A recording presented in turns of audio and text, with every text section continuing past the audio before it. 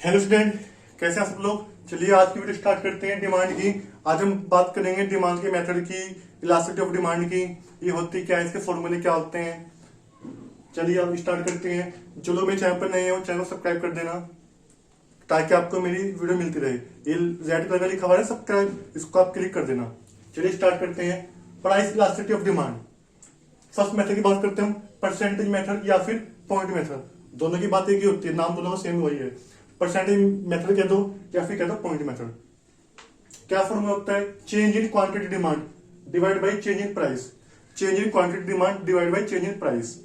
कैसे सॉल्व करते हैं, delta Q upon Q into 100। Change का मतलब क्या होता है, डेल्टा। डेल्टा माने क्या होता है, चेंज। तो डेल्टा क्यू यानी कि जो आपकी क्वांटिटी में चेंज आया, पहले कितनी थी और कितनी है, यानी कि Q2 माइनस Q1। यानी इसका मतलब क्या हुआ, Q2 minus Q1 upon Q। उसी तरह से P2 minus P1 upon P1।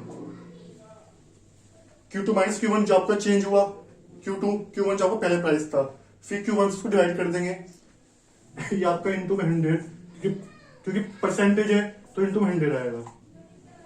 आई बात समझ में। P2 माइनस P1, इसको हम क्या बोलेंगे, इसको हम चेंज डेल्टा बोलते हैं चेंज को। इसको हम क्या बोलेंगे, delta Q upon Q, delta P upon P into 100। 100 से 100 कैंसिल हो जाएगा, ठीक है। तो आपका ये बचेगा फॉर्मूला, क्या बचेगा, delta Q upon delta P into P upon Q. यहाँ पे साइन किसका आएगा, माइनस का साइन। ये साइन माइनस का है क्योंकि कैसी रिलेशनशिप है, इनडायरेक्ट। हम जानते हैं प्राइस ऑफ क्वांटिटी में जो रिलेशनशिप होती है वो कैसी होती है, इनडायरेक्ट होती है। जैसे चिन्ह का आता है, यहाँ पे चिन्ह माइनस का आता है। Delta Q upon delta P into P upon Q. लेकिन इसको आपको इग्नोर करना है क्वेश्चन में जो सॉल्व करोगे। तो क्या बेटा formula, elasticity of demand formula क्या निकला, delta Q upon delta P into price upon quantity, यानी कि P1 इंटू Q1। इसको आप नोट करिए।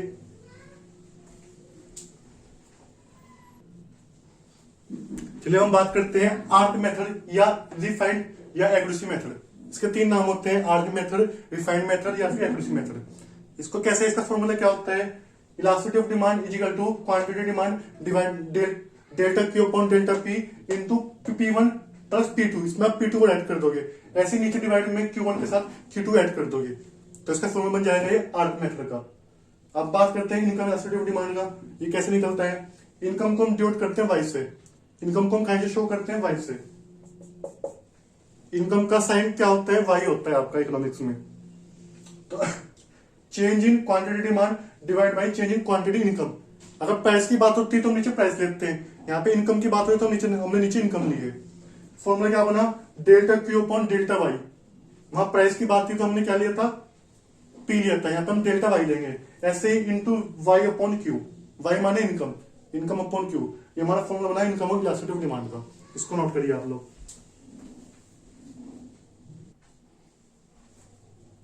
अब हम बात करेंगे टोटल एक्सपेंडिचर या टोटल रेवेन्यू मेथड।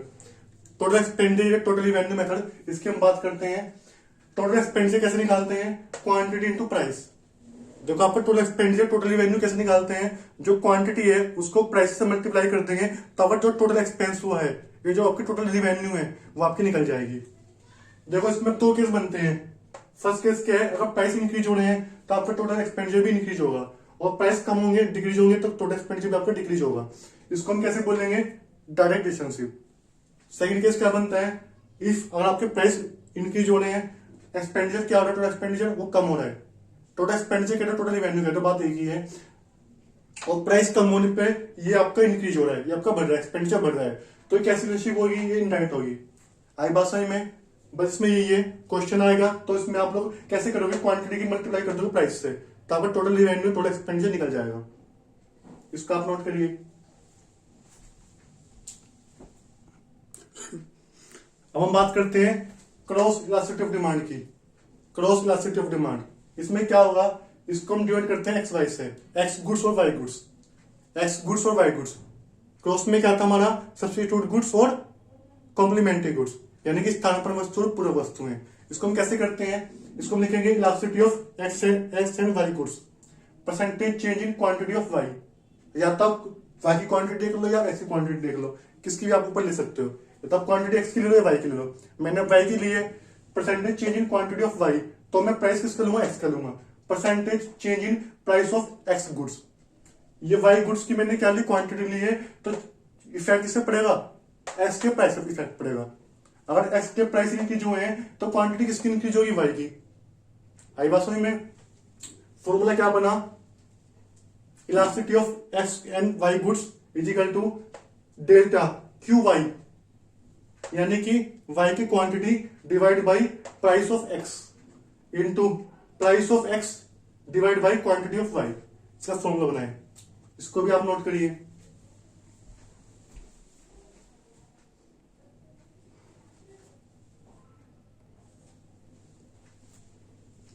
अब बात करते हैं एडवर्टीजमेंट इलास्टिसिटी ऑफ डिमांड।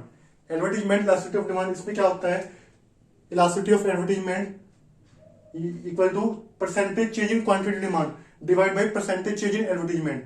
यहाँ पे प्राइस की जगह क्या आया, एडवर्टीजमेंट आया, जैसे इनकम आया था ना, ऐसे यहाँ पे एडवर्टीजमेंट आया है। क्या अपना formula, delta Q upon delta A माने advertisement into quantity upon advertisement. यहाँ पे फॉर्मूला बनाए एडवर्टीजमेंट इलास्टिसिटी ऑफ डिमांड का, इसको भी आप नोट करिए।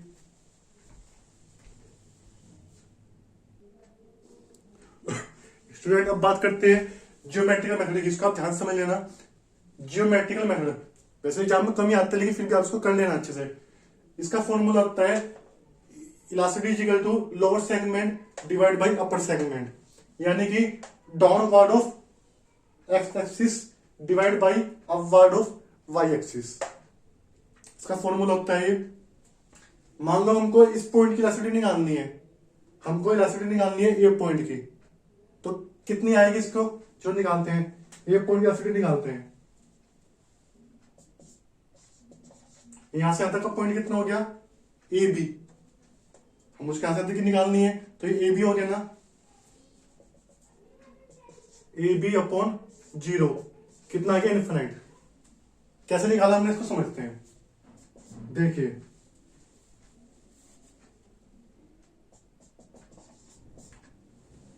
इस पॉइंट से यहां तक का कितना है, ए बी है ना, यानी कि लोअर सेगमेंट, यानी कि डाउनवर्ड है, downward of X axis, downward यानी कि डाउनवर्ड ये है, देखो डाउनवर्ड नीचे को जा रहा है ना, एक्स एक्सिस पे जा रहा है, तो E B upward of Y axis, यानी कि अपवर्ड ऑफ वाई एक्सिस। अब वाई एक्सिस पे देखो ये, यानी कि ए ई,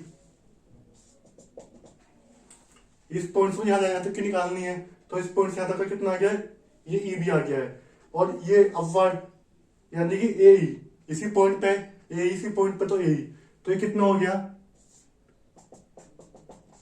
ए बी ए कितना हो गया, 0 हो गया है, ए बी कितना हो गया आपका, 0 हो गया है। इसको मैं ए बी बोल सकता हूं, ए तो आपका 0 है, देखो ये तो आपका प्राइस कितना है, प्राइस तो 0 है ना इस पॉइंट पे, ये तो आपका 0 हो गया। ई बी, इस पॉइंट को मैं ए बी बोल सकता हूं। आई बात समझ में स्टूडेंट।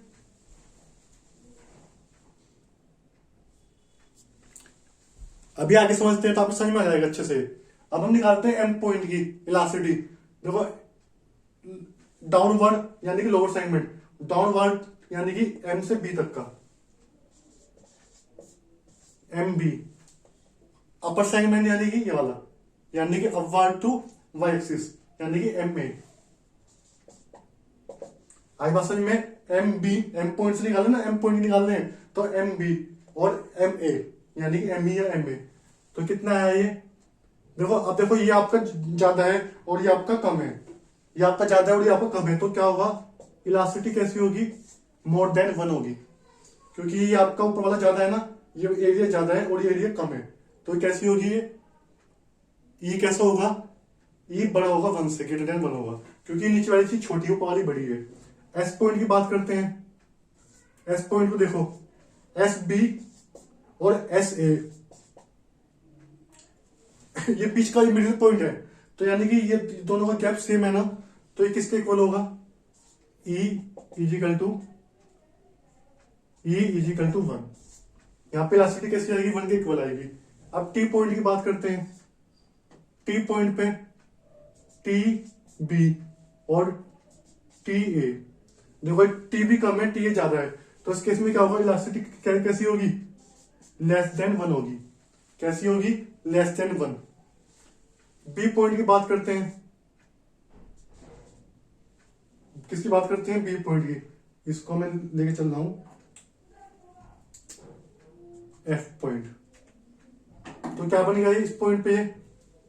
क्या बोलेंगे इसको हम? B F divide by B A. देखो इस पॉइंट की बात करूंगा मैं, इस पॉइंट की, एफ वाले पॉइंट की, तो क्या बन गया? बी एफ अपॉन बी ए। तो इस केस में क्या आ गया? बी एफ कितना है? 0 है ना, डिवाइड बाई बी ए। जब ऊपर 0 होती है तो हमारा क्या आता है? 0 आता है, इलास्टिसिटी 0 आती है। देखो बात ध्यान रखना, जब नीचे 0 होगी तो क्या आता है? इनफाइनाइट आता है। जब ऊपर 0 होगी तो क्या आता है? 0 आता है। एम के पॉइंट हमने कैसे निकाला? एम हमारा ये नीचे वाला एरिया ज्यादा था ना, तो मोर देन 1 आया है। ये आपका एस पॉइंट मिडिल में आएगा तो इक्वल टू 1 आया है। टी पॉइंट में आपके नीचे वाला एरिया कैसा है? कम है, क्योंकि जो डाउनवर्ड एक्सिस है वो हम ऊपर लिखते हैं ना, तो ये एरिया कम है, टी भी कम है, टी ये ज्यादा है। तो ये कैसा आया? ये कैसा आया है आपका? ये लेस देन आया है, लेस देन 1, और इसमें 0 आया है। इसको हम बोलेंगे ज्योमेट्रिक मेथड। नोट करिए आप इसको।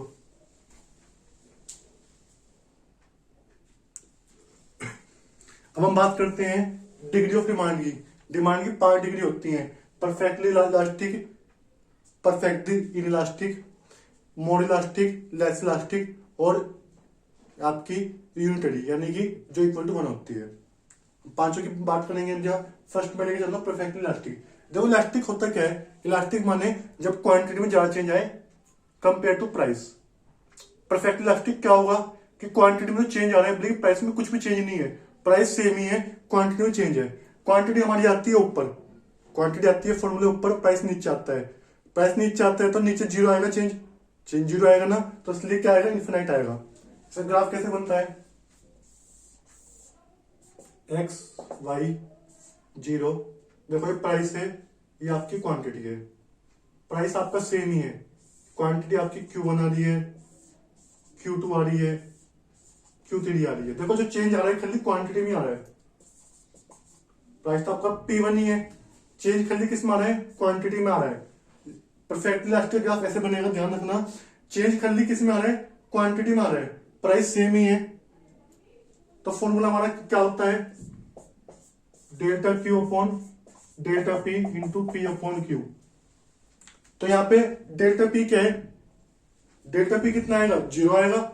भाई चेंज की किसमें? खाली क्वांटिटी में चेंज है, प्राइस तो आपका सेम ही है। जब नीचे आपका 0 आएगा तो ऊपर डिजिट आएगी, तो आंसर क्या आएगा? इनफाइनाइट नाइट आएगा। ध्यान रखना आपको ये। तो ग्राफ कैसे बनना है? ऐसा ग्राफ बनना है, क्वांटिटी में चेंज है, प्राइस में कोई चेंज नहीं है, तो कैसा है वो? परफेक्टली इलास्टिक है। जब प्राइस में कुछ भी चेंज ना हो, ओनली क्वांटिटी में चेंज हो, उसको हम बोलते हैं परफेक्टली इलास्टिक। अब सेकंड केस की बात करते हैं।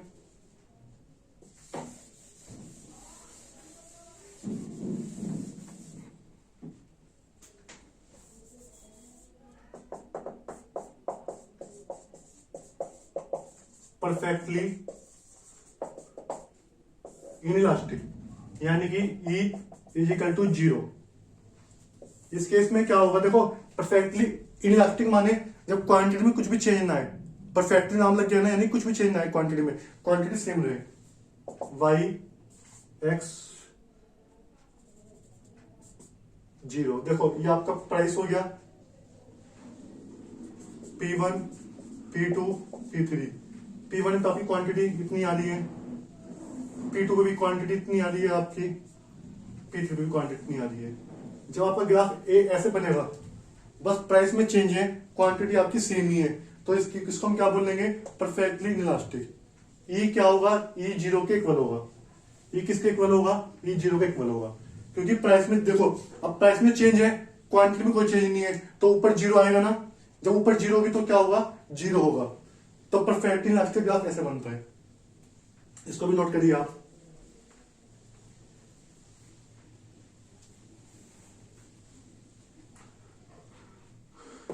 अब थर्ड केस की बात करते हैं।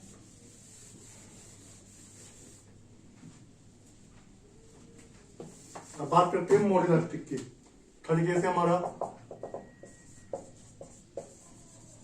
मोर इलास्टिक। मोर इलास्टिक माने जब क्वांटिटी में चेंज ज्यादा है, चेंज तो प्राइस में भी है, चेंज क्वांटिटी में है, चेंज दोनों में आ रहा है, क्वांटिटी प्राइस दोनों में चेंज आ रहा है, लेकिन क्वांटिटी में चेंज ज्यादा है कंपेयर टू प्राइस। उस केस में क्या होगा, उस केस में आपका ई बड़ा होगा 1 से, ई ग्रेटर देन 1। जब क्वांटिटी में चेंज ज्यादा है वो प्राइस में चेंज कम है।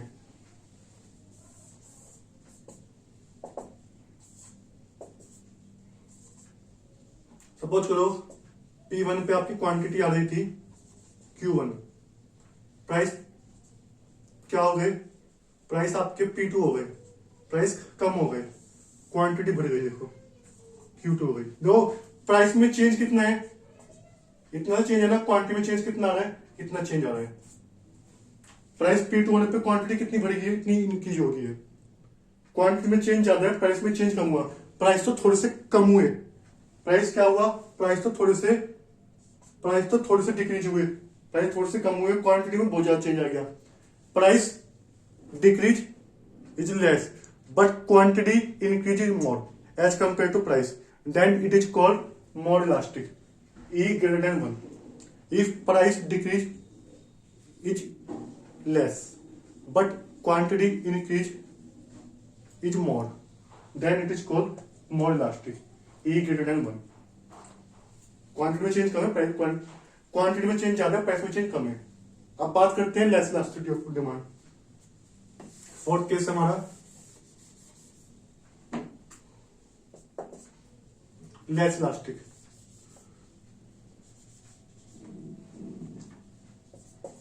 यानी कि चेंज दोनों में आ रहा है प्राइस और क्वांटिटी में, पर लेकिन प्राइस में चेंज ज्यादा है, क्वांटिटी में चेंज कम है।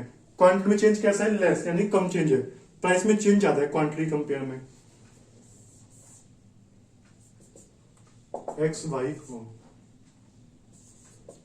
क्वांटिटी प्राइस P1, क्वांटिटी आपकी आ रही थी Q1, ठीक है। अब प्राइस आपके P2 हो गए, क्या होगा, प्राइस आपकी इंक्रीज हो गए, P2 हो गए, तो क्वांटिटी में चेंज कितना आया, क्वांटिटी आपकी थोड़ी सी कम हुई Q2। देखो प्राइस में चेंज कितना आया, मोर आया, क्वांटिटी आपकी थोड़ी सी डिक्रीज हुई, प्राइस में चेंज ज्यादा है, क्वांटिटी में चेंज बहुत कम है। देख लेना आप, ये ग्राफ ऐसे बनता है, ये भी आप बना लेना, ठीक है। देखो ये ऐसा बनता है, तो इस केस में क्या होगा, ई क्या होगा आपका, ई लेस देन 1 होगा। क्वांटिटी में चेंज कितना है, बहुत कम आया है, प्राइस में चेंज बहुत ज्यादा है, तो क्या होगा, लेस इलास्टिक। देखो इलास्टिसिटी हम किससे चेक करते हैं, क्वांटिटी से। क्वांटिटी में अगर ज्यादा चेंज है, क्वांटिटी में चेंज ज्यादा है, तो क्या होगा, मोर इलास्टिक होगा। अब क्वांटिटी में चेंज कम है तो लेस इलास्टिक होगा। जो इलास्टिसिटी चेक होती है क्वांटिटी से चेक होती है, क्वांटिटी बढ़ेगी, क्वांटिटी ज्यादा बढ़ेगी तो इलास्टिसिटी भी ज्यादा बढ़ेगी। आई बात समझ में। तो एक इस केस में क्या हुआ, ये ई क्या है, इलास्टिसिटी कैसी है, लेस इलास्टिक है, ई लेस देन 1। फिफ्थ केस की बात करते हैं, यूनिट इलास्टिक। फिफ्थ केस है हमारा, फिफ्थ और लास्ट केस है हमारा unit elastic, E equal to 1। जितना चेंज क्वांटिटी में आया उतना ही प्राइस में आएगा। यूनिट इलास्टिक क्या हुआ, जितना चेंज क्वांटिटी में आया है सेम उतना ही चेंज किस में आया है, प्राइस में आया, उतनी अनुपात में, उतनी परसेंटेज में चेंज किस में आया, प्राइस में आया। ये हमारा P है, ये Q है, P1 Q1 P2, प्राइस कम हुआ, उसी रेशो में क्वांटिटी कम हो गई, उसी रेशो में आपकी क्वांटिटी इंक्रीज हो गई Q2। देखो जितना चेंज आपके प्राइस में आया है सेम उतना ही चेंज किस में आया है, क्वांटिटी में चेंज आया है उतना ही। P1 यानी कि P1 से P2 हुआ है, ये प्राइस क्या हुआ, डिक्रीज हुआ, P1 से P2 हुआ, डिक्रीज हुआ ना, जितना डिक्रीज हुआ है उतनी परसेंटेज में ये क्वांटिटी इंक्रीज हुई है, यानी सेम प्रोपोर्शन है, उसको हम क्या बोलेंगे, unit elastic, E equal to 1।